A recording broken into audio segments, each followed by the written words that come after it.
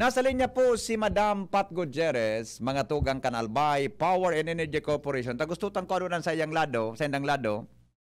Tungkol duman sa naging pahayag po ni Congressman Pido Garbin. Although, ang APEC, gari may linuwas naman kasuhapon na official statement. Pero mas gusto ko manggiraray na makakauron mga tugang personal tabi sa paaginin buses ang Albay Power and Energy Corporation. Nasa linya po si Mampat. Hello Mampat, maray na aga tabi.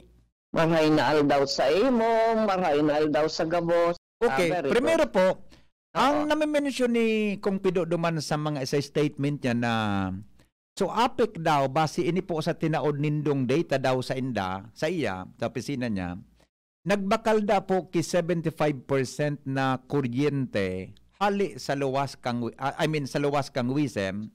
So, and only 25% daw po ang binakal nindo sa WISM base po sa statement ni Kong Pido. Now, kaya ang hapot po tabi Mampat, paano po uminabot sa point na alangkaw susingil nindo kano minaging bulan sa bill, samantalang ang expectation po itong 75% binakal na medyo hababa ang presyo kumpara tabi sa WISM.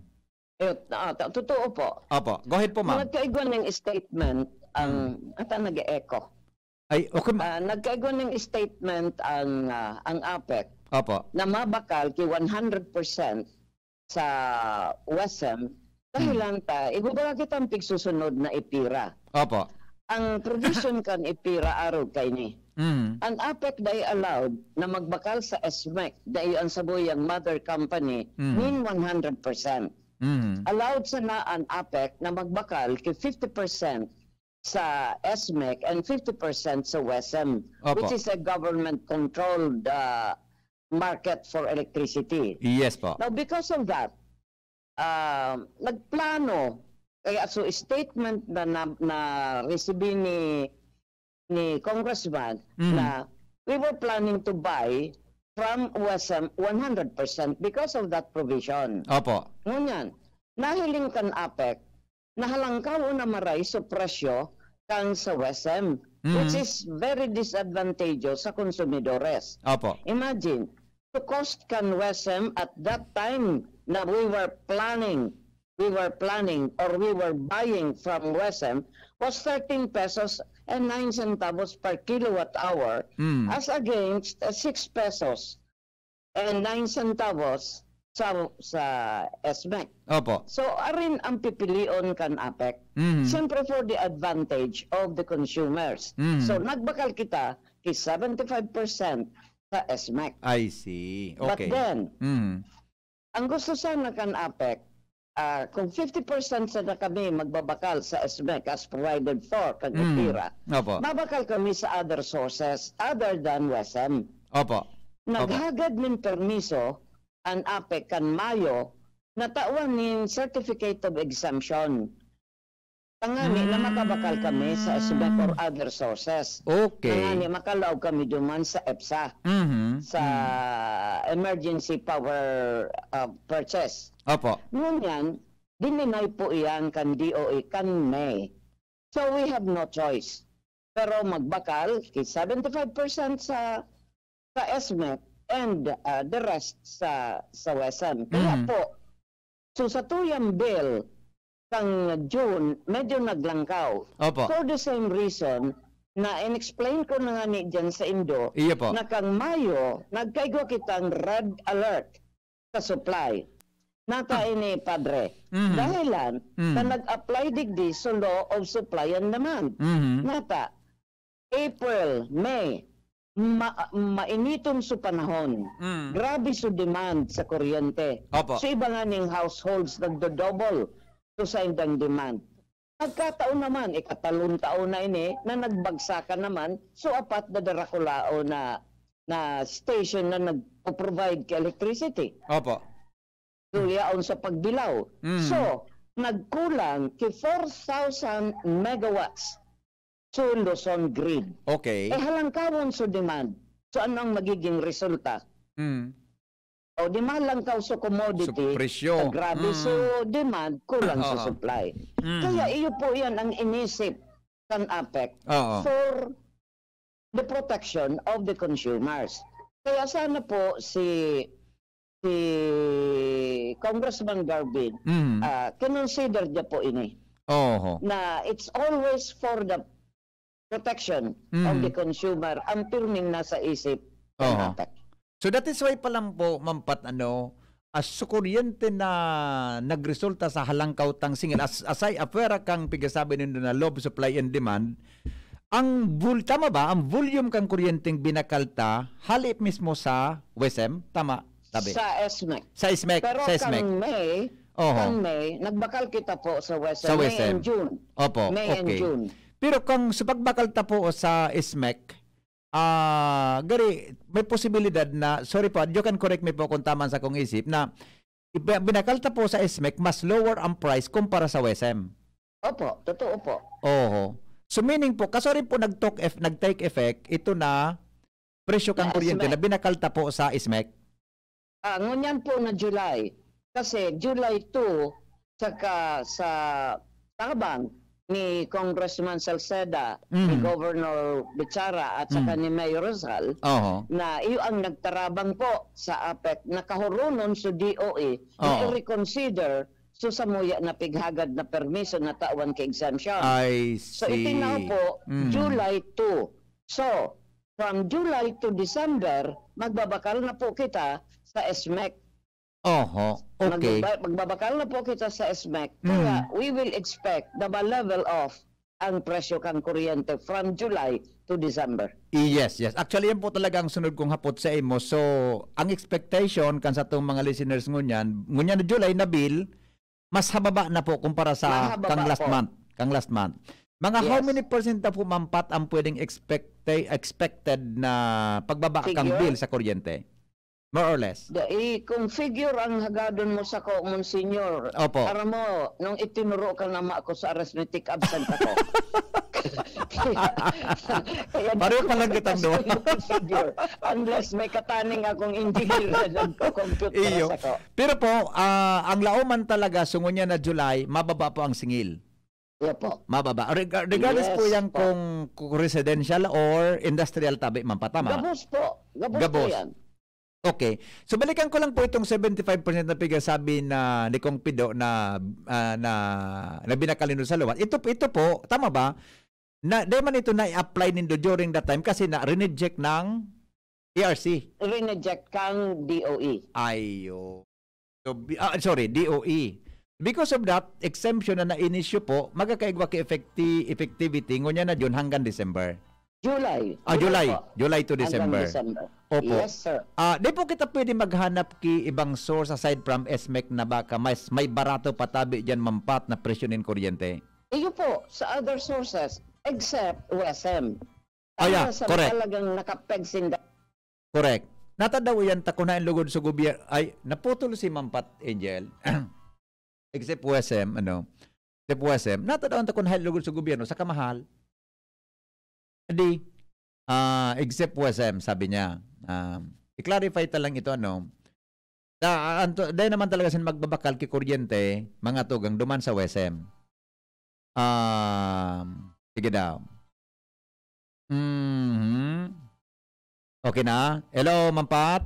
Yes. Okay, sabi mo po kasi bago naputol ka sa except WESM, natada po yan ang WESM bagay is government owned and controlled. Mas mahal kumpara diyan sa mga private power generators Yes, siguro ihaputa yan sa ERC tayo bagaan nagko-control kang prices. Iyo mananggad Kita nagsusunod sa nakong an order sa tuya. Aron na ni kang EPIRA provision. Yes. Na ang APEC dahil pwede magbakal na 100%.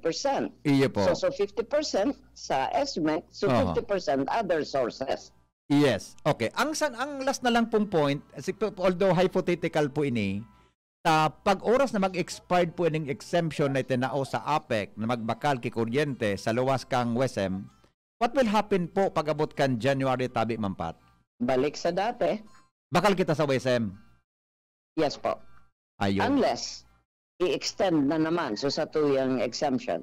So dapat pala may naman sa tulo na nagtatabang sa to plus other people na nagtatabang sa DOE na makuha exemption. We will be hoping for that. Pero pag January po usually, gari okay man ang power supply Nagbababa lang, nagdidiet lang yan pag summer, di ba? Malipot ang panahon. Malipot ang panahon. So most probably, baka bako na masyadong halangkaw ang pressure sa WSM.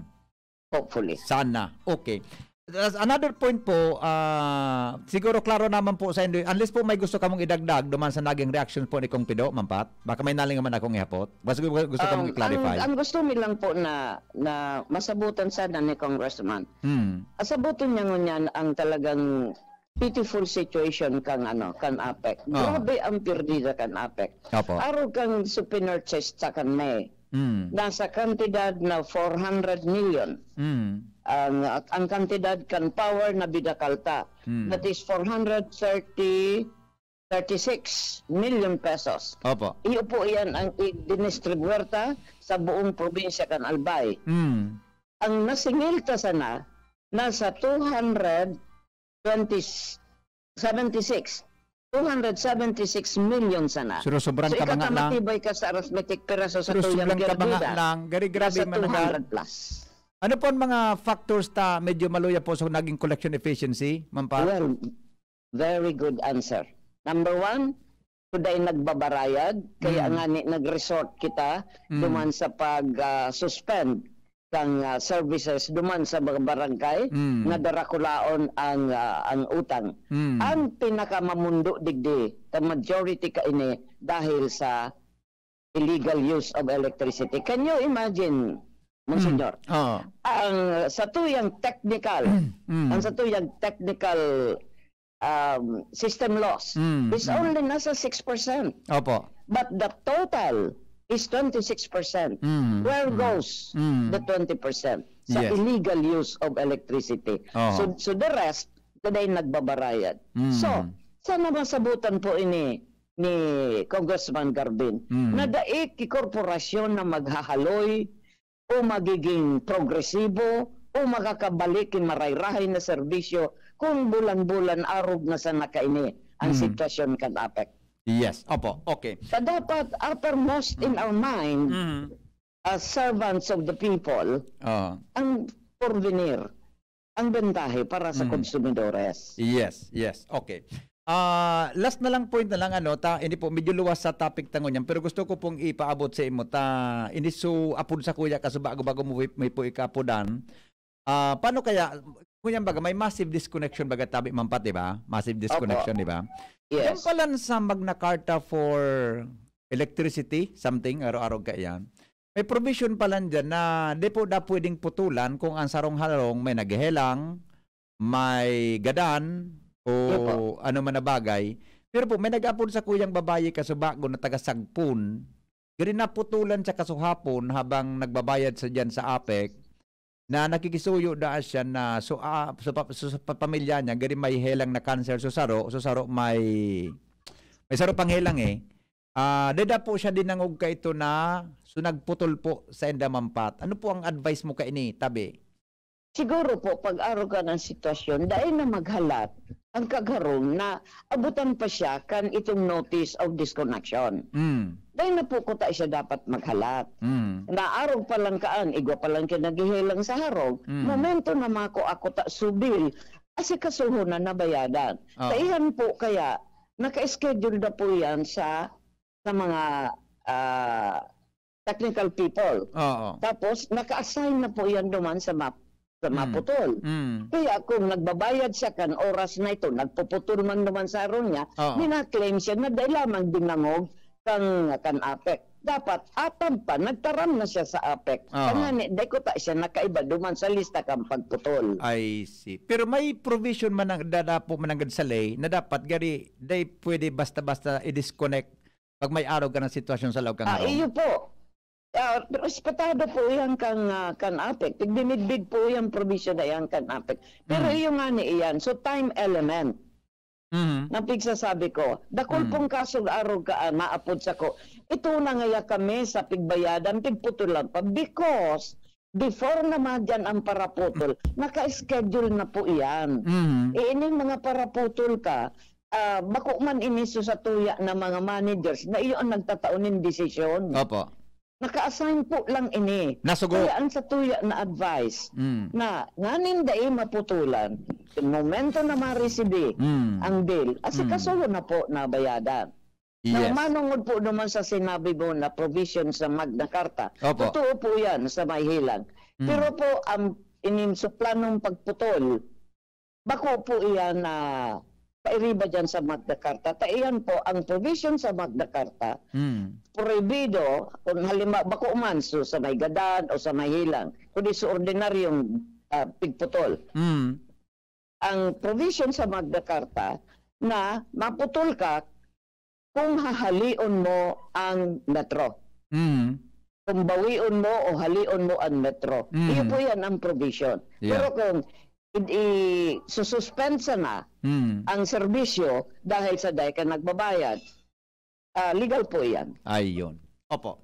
Mampat, salamato na maray sa oras mo tabi sa DCGB. Iningat po kamo permi. Okay, salamat din po and maray na aldaw sa imo and maray na aldaw sa gabos. Yes, thank you so much. Mga tugang Madam Pat Gutierrez, tagapagtaram tabi kan sa mga spokesperson tabi kan APEC.